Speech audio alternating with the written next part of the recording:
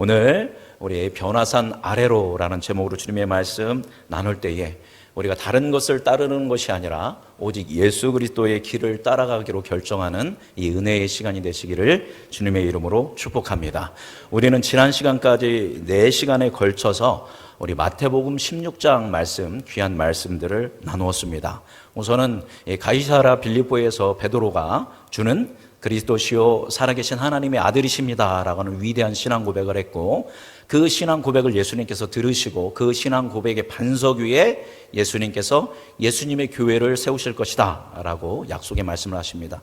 그런데 그 예수님의 교회는 음부의 권세가 이기지 못하는 교회다. 그 교회는 음부의 권세를 깨트리고 그곳에 묶여있는 영혼들을 풀어서 자유케 하는 구원의 역할을 감당하게 될 것이다 라고 예수님께서 약속을 해 주십니다. 그리고 그 이어서 예수님께서는 처음으로 제자들에게 이제 내가 곧 예루살렘으로 가게 되는데, 예루살렘에서 종교 지도자들에게 고난을 받고 내가 어떻게 될 거다? 죽게 될 것이다. 죽게 되고 이제 죽은 다음에 다시 살아나게 될 것이다 라는 이 놀라운 말씀을 처음으로 제자들에게 밝히십니다. 거기서 멈추지 않고 너희들이 만약 나를 따르려면 어떻게 해야 한다? 자기를 부인하고 자기 십자가를 지고 나를 따라야 한다. 심지어 나를 위하여 너희의 무엇도 내놓아야 한다. 목숨도 내놓아야 한다라고 예수님께서 가르치셨습니다. 이것이 지난 시간까지 우리가 나눈 말씀입니다. 이것을 듣고 아마 제자들의 심정과 머리는 매우 복잡해졌을 겁니다. 왜냐하면 예수님께서 고난당하시고 죽으신다라는 것도 받아들이기 어려운데 예수님께서는 심지어 누구에게도 그걸 요구하고 있어요? 제자들, 자기들에게도 십자가를 지고 죽어야 한다라고 하니까 예수님을 따라다니면 뭔가 그 특권층으로서 누릴 게 있을 것이라 생각하고 뭔가 예수님의 제자로서 권익을 기대했는데 예수님을 따르는 결과가 고난과 십자가와 죽이란 이 사실 앞에서 닥쳤던 개마냥 굉장히 허무하고 내가 이거 어떻게 하지? 예수님을 계속 따라야 하나 말아야 하나 그런 마음의 복잡함이 아마 있었을 것입니다. 그렇게 예수님께서 가이사랴 빌립보에서 순환 예고를 하시고 너희들도 나를 따라와야 한다라는 얘기를 하시고 약 며칠이 지나냐면 일주일이 지나게 됩니다. 일주일이 지났을 때 제자들을 데리고, 제자 중에서 베드로와 야고보와 요한을 데리고 어디를 가십니다. 어디를 가셨죠? 오늘 1절 말씀 함께 읽어보겠습니다. 앞에 말씀 있습니다. 읽어볼까요? 엿새 후에 예수께서 베드로와 야고보와 그 형제 요한을 데리고 따로 어디에 올라가셨다? 높은 산에 올라가셨다라는 겁니다. 일주일 후에, 엿새 후에 일주일이 지난 다음에 제자 중에서 이제 수제자 그룹을 데리고 높은 산에 올라가십니다. 이 높은 산을 이제 학자들은 헬몬산이나 다볼산 중에 하나일 거다 그렇게 봅니다. 여러분, 마태복음에 있어서 그리고 성경 대부분에 있어서 이 산은 하나님과 가까운 곳으로 여겨집니다. 왜일까요? 기본적으로 우리는 하나님이 어디에 계시다고 생각하고 있어요? 저 높은 하늘에 계시다고 생각합니다. 그러면 하나님한테 가까이 가려면 어디로 올라가면 돼요? 가장 높은 산으로 올라가면 하나님과 가까이 있을 수 있다라는 게 동서고금을 막론하고 모든 곳에서 그런 생각을 합니다. 그래서 높은 곳에서는 어디나 다 뭐가 있어요? 제단이 있는 것을 볼 수 있습니다. 이스라엘 역시 하나님께 가까이 가고 싶은데 어디가 제일 가까이 있다라고 생각했냐면 산 높은 곳에 하나님이 가까이 있을 수 있다라고 그들은 생각해 왔습니다. 그래서 예수님께서도 늘 어디로 올라가시냐면 기도하러 어디로 가신대요? 산으로 가셨다고 합니다. 여러분, 산상수훈, 예수님의 가장 주옥과 같은 설교 어디에서 하신 설교예요? 산 위에서 하신 설교라는 것입니다. 예수님이 늘 산에 올라가서 기도하셨고, 여러분 지금 이 변화산도 변모하시는 것도 어디에서? 산에 올라가셨고, 예수님이 죽으시기 전에 열심히 기도하시러 어디로 가셨어요? 겟셋마나 동산, 그것을 감람산이라고 합니다. 감람산에서 올라가셔서 기도하셨습니다. 예수님 어디서 죽으셨습니까? 골고다 언덕. 골고다 언덕을 또 우리 무슨 산이라고 해요? 갈보리산이라고 합니다. 그러니까 예수님의 인생에서 중요한 그런 시점들은 다 뭐가 있어요? 하나님과 가까운, 하늘에 가까운 산이 있는 것을 볼 수 있습니다. 그래서 예수님이 제자들을 데리고 어디로 가셨다? 높은 산으로 올라갔습니다. 높은 산에 왜 올라갔을까요? 마태복음에는 안 나옵니다. 아무리 찾아봐도 마태복음, 마가복음에는 예수님이 왜 제자들을 데리고 갑자기 높은 산에 올라갔는지 안 나오는데, 누가복음의 9장 28절을 보면 뭐하러 올라가셨다? 기도하러 올라가셨다고 이야기합니다. 예수님이 산에 올라가실 때는 거의 뭐하러 올라가시는 거예요? 기도하러. 특히 제자들을 데리고 기도하러 올라가셨습니다. 그렇게 예수님께서 이 높은 산에 올라가서 열심히 기도할 때 놀라운 세 가지 초자연적인 현상, 초월적인 현상이 일어납니다. 첫 번째, 어떤 일이 일어났을까요? 2절 말씀 같이 읽어보겠습니다. 읽어볼까요? 그들 앞에서 변형되사 그 얼굴이 해같이 빛나며 옷이 빛과 같이 희어졌더라. 예수님이 열심히 기도하는데 갑자기 예수님의 얼굴에서 뭐가 나요? 빛이 막 나는 겁니다. 이 빛이 무슨 빛 같아요? 태양빛과 같습니다. 그리고 옷이 어떻게 됐어요? 아주 희어졌고 빛이 났습니다. 마가복음은 이 예수님의 옷이 희어진 거에 대해서 재밌게 표현했습니다. 세상 사람이 아무리 빨래를 하더라도, 빨래의 장인이 빨래를 하더라도 이렇게 희어질 수 없을 만큼 희게 빛났다라는 겁니다. 예수님의 얼굴이 태양처럼 빛나고 예수님의 몸이 그렇게 빛났다라는 것은 쉽게 얘기하면 눈뜨고는 볼 수 없을 만큼 아주 찬란하게, 아주 강하게, 아주 고결하게 그 놀라운 빛이 예수님에게서 발산되어졌다라는 것을 이야기하고 있습니다. 여러분, 우리가 예수 믿지 않더라도 어떤 사람이 있는데 그 사람의 얼굴이 해같이 빛나고 그 옷이 해처럼 빛난다라는 것은 이 사람 보통 사람? 아닌 것이죠. 뭔가 신비한 사람이고 뭔가 우리는 다른 사람입니다. 성경에서 빛이라는 것은 하나님의 영광과 하나님의 권능과 하나님의 임재를 드러내는 것인 겁니다. 그러니까 제자들이 바로 그 무엇을 보았다? 이와 같이 예수님께서 해같이 빛나는 현상을 보게 됐다라는 겁니다. 잠깐 동안 예수님의 정체성을, 예수님이 누구이신지를 이 중요한 제자들에게 보여주신 것입니다. 즉 이 제자들은 잠깐만 예수님이 어떤 분인지 맛보아 안 것입니다. 그렇게 이 첫 번째 현상이 일어나고 이제 두 번째 현상이 일어납니다. 우리 3절 말씀 읽어보겠습니다. 시작. 그때에 모세와 엘리야가 예수와 더불어 말하는 것이 그들에게 보이거늘. 그런데 누가 찾아왔어요? 예수님에게 모세와 엘리야가 찾아왔습니다. 왜 모세와 엘리야가 찾아왔을까요? 이스라엘 사람들이 제일 존경하는 사람이 누굴까요? 이스라엘 사람들이 제일 존경하는 사람은 모세라고 할 수 있습니다. 왜냐하면 모세가 하나님의 율법인 창세기, 출애굽기, 레위기, 민수기, 신명기, 모세 오경을 가져왔고 이스라엘 백성들이 그 모세 오경을 통해서 율법에 따라서 하나님의 백성으로 살 수 있는 길을 열어준 사람, 그 다리를 놓은 사람, 하나님과 이스라엘 가운데 다리를 놔준 사람이 누구냐면 모세입니다. 그래서 모세는 율법의 상징이 되는 사람입니다. 그 다음에 누구예요? 엘리야가 나왔죠. 하나님께서는 이스라엘 백성들이 속썩일 때 하나님의 말씀을 하나님의 마음으로 선언하는 사람들을 세웠습니다. 그 사람들이 바로 누구냐면 선지자, 예언자입니다. 그러니까 예언자랑 선지자는 막 보다가 답답해서 아유 답답해 잘 믿어 이런 사람들이 예언자가 아니라 그냥 신앙생활하고 있고, 또 어떤 사람은 농사 짓다가 어떤 사람은 양치다가 갑자기 뭐가 임해요? 성령이 강력하게 임하는 겁니다. 그래서 저 백성들을 볼 때 누구의 마음이 막 뜨거운 거예요? 하나님의 마음 막 부어주시는 거예요. 때로 안타깝고 때로 불쌍하고 때로 분노하고 이런 마음인데, 그런 마음이 불타올라서 견딜 수가 없는 거예요. 내가 양측인데, 내가 농부인데 감히 제사장들과 왕한테 예언을 해? 아유 그거 못하지. 그런데 뭐가 너무 강력한 거예요? 성령의 임재가 너무 강력해서 말하지 않고는 견딜 수가 없어서 하나님의 말씀을 증언한 사람들이 누구냐면 선지자입니다. 그렇게 하나님은 사람들을 통해서 하나님의 음성을 세상에 들려주셨는데, 그 선지자들 중에서 최고의 선지자로 일컬어지는 사람이 누구냐면 바로 엘리야인 겁니다. 그러니까 율법의 상징인 모세, 그리고 선지자의 상징인 누구? 엘리야가 뭔가 예수님한테 찾아와서 이야기를 한다는 것은 그냥 보통 얘기하지 않았겠죠. 아주 중요한 얘기를 했을 것입니다. 여러분, 조금 이렇게 눈치가 빠르신 분들은 모세와 오늘 예수님이 변형되는 모습을 보면 뭔가 연관성이 있는 걸 알 수 있습니다. 여러분, 모세가 율법을 받으러 어디로 올라갔죠? 시내산으로 올라갔습니다. 시내산에 올라갈 때 모세 처음에 보면 혼자 올라가는 것이 아니라 3명을 데리고 올라갑니다. 모세가 3명을 데리고 올라가고, 3명 데리고 올라갔을 때 그 시내산에 뭐가 가득했어요? 구름이 가득했습니다. 그리고 그 구름이 가득한 곳에서 하나님의 음성을 듣고 모세가 이제 율법을 받아옵니다. 그렇게 계속 시나이산에 올라오는데 나중에 보면 내려올 때 모세 얼굴이 어떻게 됐대요? 광채가 났습니다. 모세 얼굴에 빛이 났어요.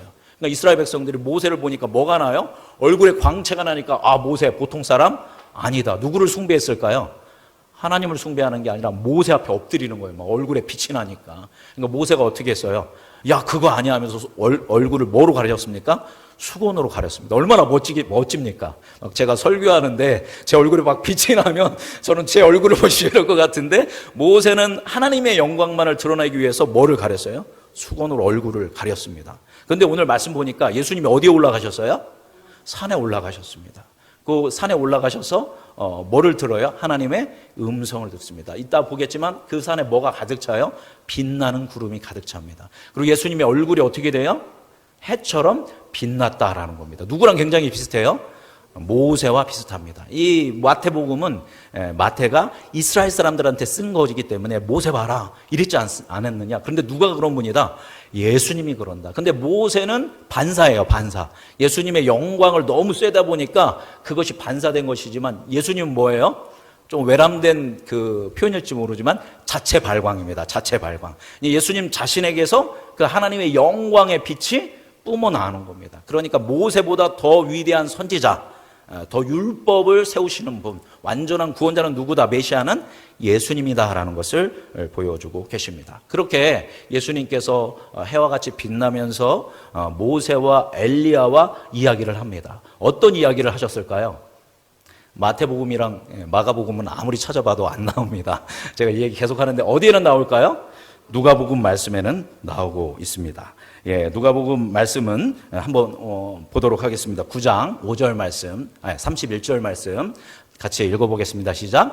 영광 중에 나타나사 장차 예수께서 예루살렘에서 별세하실 것을 말할세. 아주 중요한 얘기를 했는데 무슨 얘기를 했어요? 곧 있으면 예수님 어디에 가실 거예요?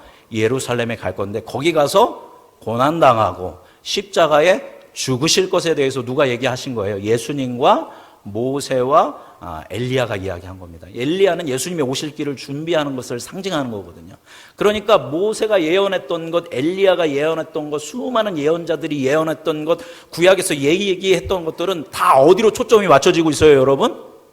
어디로 맞춰지고 있습니까? 십자가로 맞춰지고 있습니다.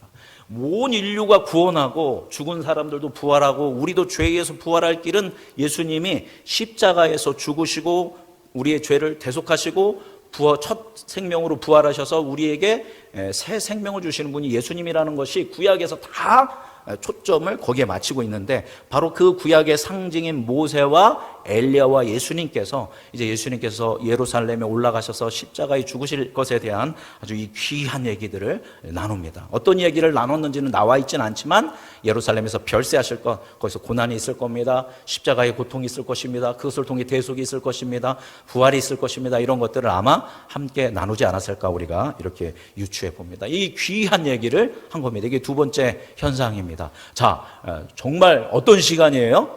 감격적이고 영광스러운 순간입니다. 우리에게도 이런 놀라운 영광을 경험하는 은혜가 있기를 주님의 이름으로 축복합니다. 자, 그런데 이 영광스러운 시간에 제자들은 뭐를 하고 있었을까요? 누가복음을 보면 이것도 누가복음에 자세히 나와 있습니다. 이 누가복음에 보면 제자들이 이때 뭐를 하고 있었냐면 깊이 졸다가 온전히 깨어나라고 이야기하고 있습니다. 예수님이 뭐하러 올라가셨다고 했죠? 제자들이랑 기도하러 올라가셨습니다. 자, 기도하면 열심히 예수님 기도하고 제자들도 기도했겠죠? 꼭 제자들은 기도하면 꼭 뭐해요? 예수님이랑 같이 기도하다 보면 특히 베드로, 야고보, 요한 수제자인데 맨날 이 친구들은 뭐합니까? 졸아요. 그냥 조는 수준이 아니라 깊이 잠들어요. 우리 권사님들, 집사님들은 안 그러시죠? 그죠? 기도하다가 깊이 졸거나 잠들면 안 됩니다. 아까 우리 교동문 읽을 때 사랑하는 자에게는 잠을 주신다고 성경만 보면 잠이 들고 기도만 하면 잠이 들고 이건 은혜가 아닙니다. 깨어서 기도하고 깨어서 말씀을 봐야죠. 그죠? 근데 이 세 제자는 늘 이렇게 졸아요. 졸다가 눈을 떠보니까 갑자기 완전한 광채가 비치고 거기 두 사람이 서 있는데 딱 봐도 누군지 알아요? 모세와 엘리야, 이 사람들이 언제 모세와 엘리야를 봤겠어요? 딱 봐도 모세와 엘리야라는 것을 한눈으로 영안이 열렸기 때문에 그것을 본 것이죠. 깜짝 놀라는 겁니다. 그죠? 이렇게 졸다가 깜짝 놀라가지고 이제 베드로가 정신없는 얘기를 합니다. 근데 베드로가 그리고 이 제자들이 엄청 이 순간이 감격적이었을 겁니다. 왜냐하면 방금 전에 예수님 뭐에 대해서 얘기하셨어요? 나 곧 있으면 예루살렘 갈 거야. 거기서 고난당하고 죽을 거야. 부활할 거야. 니들도 그래야 돼. 라고 해서 마음이 심란한데, 마음이 어려운데, 그랬던 예수님이 뭐처럼?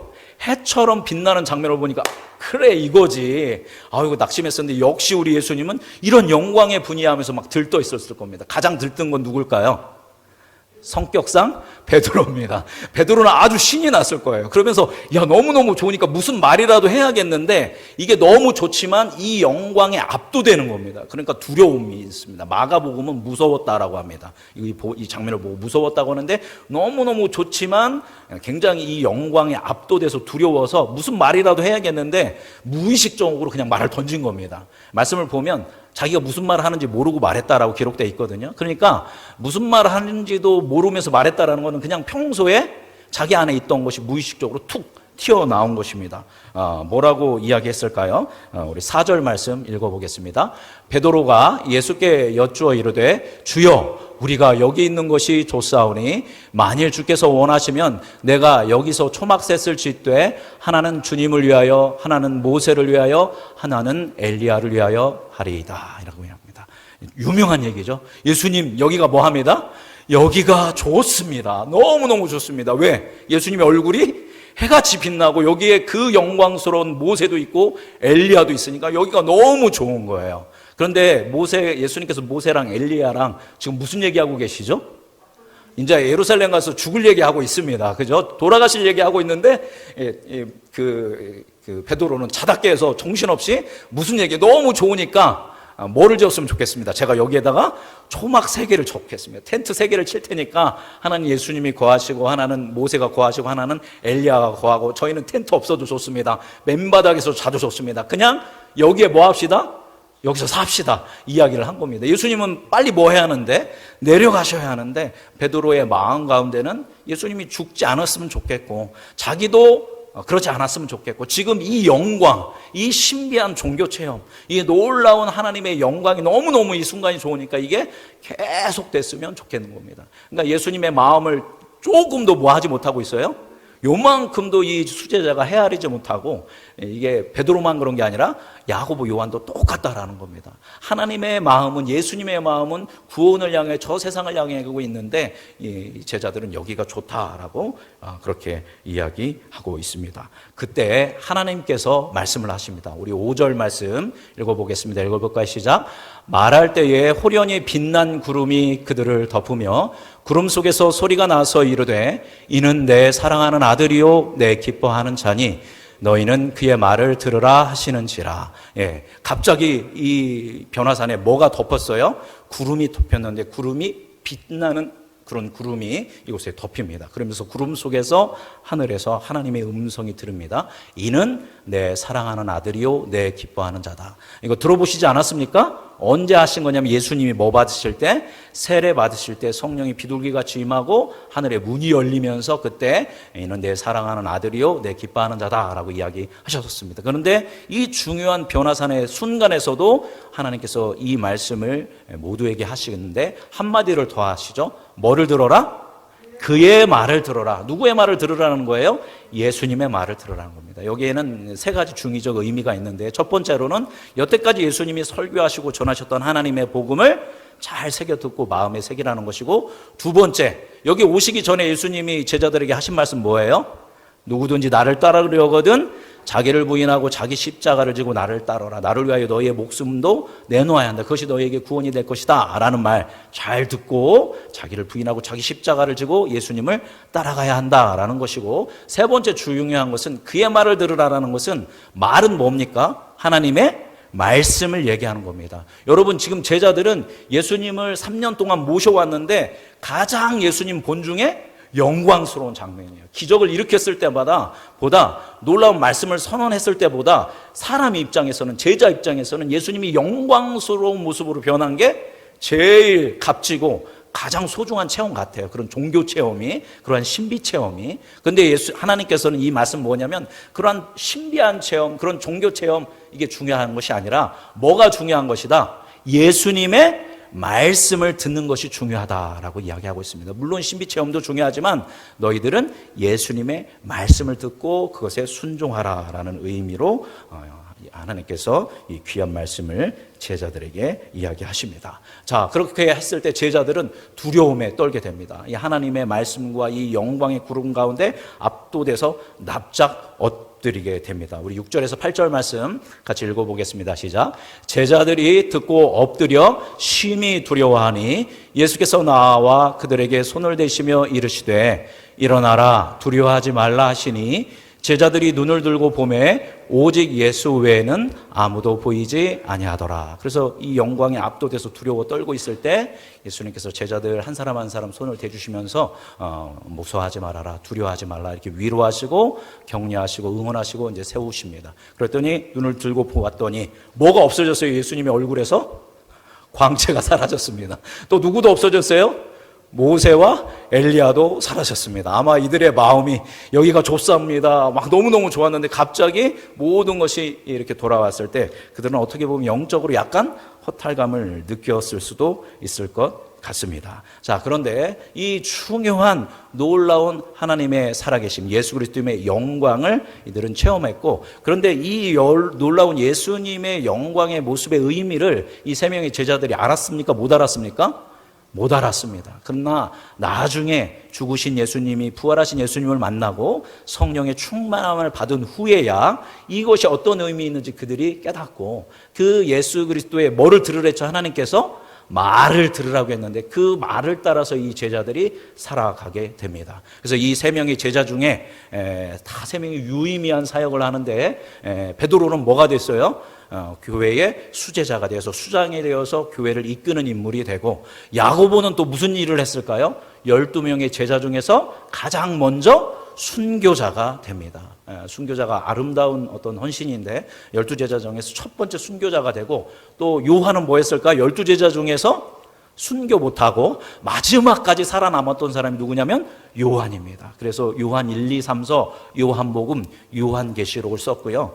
이 요한의 제자 중에 폴리캅, 파피아스, 이그나티우스라는 이 초대교회의 걸출한 교회의 지도자들을 이렇게 배출하게 되는 것입니다. 이 요한이 그런 최고의 지도자들을 가르치고 세우는 역할을 감당하게 됩니다. 바라고 원하는 것은 우리 음성중앙교회 성도님들도 이와 같이 하나님의 살아계심, 하나님의 놀라운 변화산의 체험을 할 수 있는 여러분이 되기를 바랍니다. 그 하나님의 변화산 체험이 중요한 것이 아니라 그 체험을 통하여 하나님이 여러분에게 말씀하시는 것을 듣고 그 말씀에 순종함으로 위대한 하나님의 역사를 이루며 살아가는 여러분 되시기를 주님의 이름으로 축복합니다. 자, 이렇게 하니까 설교 끝난 것 같죠? 그런데 정말 중요한 것이 남았습니다. 제가 설교 이런 식으로 하니까 저희 딸이 저에게 얘기하는 거예요. 결론적으로 이제 정리하자면 이런 말씀 하지 말라고, 그러고 또 얘기하고 또 얘기한다고 이제 이야기했습니다. 그런데 정말 중요한 것, 여기서부터 중요한데 우리 9절 말씀 같이 읽어보겠습니다. 읽어볼까요? 그들이 산에서 내려올 때에 예수께서 명하여 이르시되 인자가 죽은 자 가운데서 살아나기 전에는 본 것을 아무에게도 이르지 말라 하시니, 제가 중요한 단어의 색깔을 칠해놨습니다. 뭐에서 내려오셨다?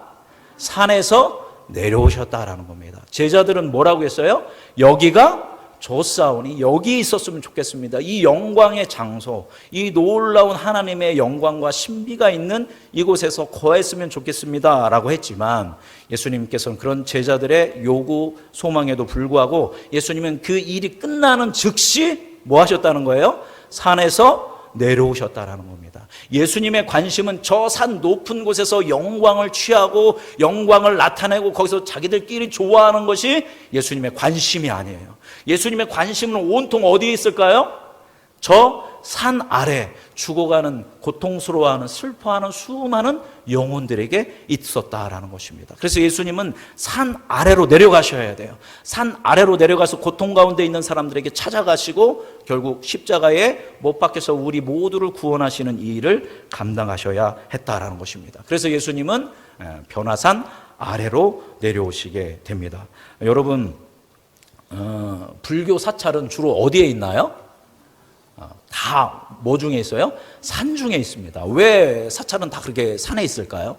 물론 조선시대에 그 숭유 억불 정책이 있었습니다. 그래서 숨어서 피한 것도 있지만, 석가모니, 우리 부처님을 비롯해서 모든 그 불교의 승려들은 뭐 하기 위해서? 구원받기 위해서. 이것을 물론 해탈이다, 열반이다 이렇게 쓰지만 한마디로 뭐 받기 위한 거예요? 구원받기 위해서 어디와 인연을 끊어야 돼요? 세속과 인연을 끊어야 합니다. 근데 계속 세속에서 살면 계속 연결이 되니까 아예 세속에서 살지 않고 어디로 들어가요? 산속으로 들어가서 거기에서 여러 가지 수련을 하고 여러 가지 참선을 하면서 뭐에 이르는 겁니까? 이제 득도를 하고 열반에 이르고 구원받기 위한 것입니다. 그래서 석가모니를 비롯해서 모든 불교인들은 진실로 자기가 구원을 받으려면 뭐와 인연을 끊어놔야 돼요? 세상과 인연을 끊고 부모, 자식 뭐 이런 거 다 끊고 머리 삭발하고 스님이 돼서 들어가는 겁니다. 산속으로. 이것이 불교입니다. 그러나 우리 예수님은 전혀 다르다는 겁니다. 구원받기가 아니라 뭐 하기 위해서? 구원시키기 위해서, 구원하기 위해서 어디로 들어가요? 그 영광스러운 곳에서 저 죄 많은 세속 속으로 들어가신 분이 예수님이다라는 겁니다. 그래서 오늘 말씀 보니까 예수님이 변화산에서 거하는 것이 아니라 어디로 내려왔다? 산으로 내려왔다. 세상으로 내려왔습니다. 그런데 여러분, 예수님이 산에서만 내려온 게 아니에요. 예수님이 원래 어디에서 내려오신 분입니까?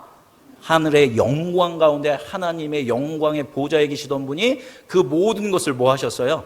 다 내려놓고 하나님 되신 예수님께서 인간의 육신의 몸을 입고 어디에 내려오셨어요? 이 땅에 내려오신 것입니다. 이것이 성육신의 은혜인 것이죠. 우리를 구원하기 위해서. 그리고 순간순간 산에 올라가서 중요한 때마다 산에 올라가서 기도하시고 위대한 사역을 하시고 또 뭐 하셨어요? 산에서 내려오셨습니다. 여기서 끝나는 것이 아닙니다. 예수님은 어디까지 내려가셨을까요? 사망까지, 죽음까지, 십자가까지 내려가셨다라는 겁니다. 그 이유는 예수님이 그럴 필요가 전혀 없는데 그 이유는 바로 누구 때문입니까? 저와 여러분을 통해서. 그리고 우리 교회에 오고 있지 않지만 지금 예수 믿지 않고 있는 이 음성에 있는 수많은 영혼들을 위해서 예수님이 낮은 곳으로 더 낮은 곳으로 더 낮은 곳으로 뭐 하셨어요? 내려가셨습니다. 안타까운 것은 많은 그리스도인들은 뭐 하고 싶어요? 더 높은 곳으로 더 높은 곳으로 더 높은 곳으로 올라가고 싶어요. 세상 사람 만나지 않고 기도원에서 살고 막 은혜 받고 늘 교회에서 살고 신비한 체험, 영광을 체험 이런 것만 하고 싶은 많은 그리스도인들이 있는 것을 볼 수 있습니다. 그러나 예수님은 그러지 않고 계속 뭐 하셨다? 내려가셨다라는 것입니다. 그것을 대표하는 말씀이 빌립보서 2장 6절 말씀이죠. 같이 읽어보겠습니다. 시작. 그는 근본 하나님의 본체시나 하나님과 동등됨을 취할 것으로 여기지 아니하시고 오히려 자기를 비워 종의 형체를 가지사 사람들과 같이 되셨고 사람의 모양으로 나타나사 자기를 낮추시고 죽기까지 복종하셨으니 곧 십자가에 죽으심이라. 할렐루야. 이것이 바로 저와 여러분을 향한 예수 그리스도의 사랑이라는 것입니다. 고통 가운데에 여러 가지 슬픔 가운데 여러 가지 아픔 가운데 또 죄 가운데 죽음 가운데 신음하고 있는 우리를 위해서 예수님은 내려오셔서 죽기까지 자기를 내어주시고 십자가에 죽으심으로 우리를 구원하신 분이 예수 그리스도인 줄 믿습니다. 그래서 누구에게 소망이 있는 거예요? 우리에게 소망이 있습니다. 나는 죄인이고 나는 실패자 같고 나는 패배자 같고 나는 별거 아닌 것 같지만 이러한 나를 위해서 누가? 예수님께서 하늘 보좌를 박차고 내려오시고 산으로 내려오시고 십자가까지 죽음까지 내려오셔서 저와 여러분을 구원했기 때문에 여러분에게 소망이 있는 줄 믿습니다. 여러분을 통하여 하나님의 놀라운 일들이 일어날 줄 믿습니다. 우리 음성중앙교회를 통하여 이 놀라운 일들을 주님께서 행하실 줄 믿습니다. 그러기 위해서 우리는 어떻게 해야 할까요? 예수님께서 이러한 일들 하나하나를 한 것은 다 의미가 있습니다. 우리에게 본을 보이신 것입니다. 그러한 예수님의 뜻을 읽을 수 있는 영적인 통찰력이 우리에게 있어야 합니다. 여러분, 물론 우리 변화산 극적이고 드라마틱하고 종교적인 신비 체험 중요합니다. 이런 거 한번 하고 나면 우리의 믿음이 더 견고해지는 부분도 분명하게 있습니다. 많은 사람들이 나한테 한번 나타나시면, 한번 역사하시면 나 진짜 잘 믿을 수 있는데, 그러시는 분 아마 앉아 계실 거예요. 그죠? 좀 한번 만나주세요. 한번 좀 역사 좀 해주세요. 그럼 제가 제대로 믿을게요. 자, 여러분 제자들 제대로 믿었나요? 딴소리 하고 있잖아요. 그죠? 나중에 때가 됐을 때 한 것을 볼 수 있습니다. 물론 그런 만남 여러분의 있기를 주님의 이름으로 축복합니다. 그러나 그것보다도 지금 우리는 계속적으로 우리가 하나님을 신뢰함으로 믿음으로 여러분의 길을 한 걸음 한 걸음 내딛는 게 중요할 줄 믿습니다. 그렇게 내딛다 보면 이러한 체험 있을 것이라고 믿습니다. 그런데 우리가 중요한 것은 우리가 그렇게 바라봐야 할 것이 변화산의 체험이 아니라 여러분의 초점은 누구에게 맞춰야 돼요? 예수님께 맞춰야 합니다.